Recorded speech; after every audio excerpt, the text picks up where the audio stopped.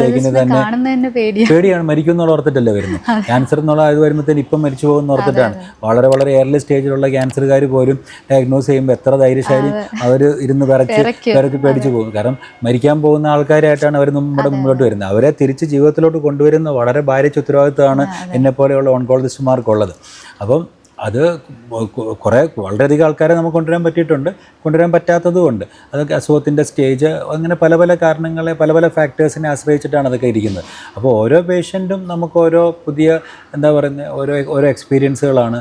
അത് പലരുടെയും മുഖം ഈ പറയുമ്പോഴത്തേക്കും തന്നെ നമ്മുടെ മുഖത്തോടെ കൂടി രക്ഷപ്പെട്ടു പോയവർ, നമുക്ക് രക്ഷപ്പെടുത്താൻ സാധിക്കാതെ പോയെന്നവർ, രക്ഷപ്പെട്ടെന്ന് വിചാരിച്ചിട്ട് അസുഖം തിരിച്ചു വന്നവർ, അങ്ങനെ പലരുടെയും മുഖം ഇതിനകത്ത് വരും. അത് എല്ലാവരും വിചാരിക്കും ക്യാൻസറും പേഷ്യൻസിൻ്റെ സ്ട്രെസ് മാത്രമേ ആലോചിക്കത്തുള്ളൂ. ക്യാൻസറിനെ ചികിത്സിക്കുന്ന ഡോക്ടർമാരുടെ സ്ട്രെസ്, കാരണം അവരവരുടെ ലൈഫ് മൊത്തം നമ്മളെ അർപ്പിച്ചിട്ട് അതുപോലെ കോൺഫിഡൻസിലാണ് ഇരിക്കുന്നത്.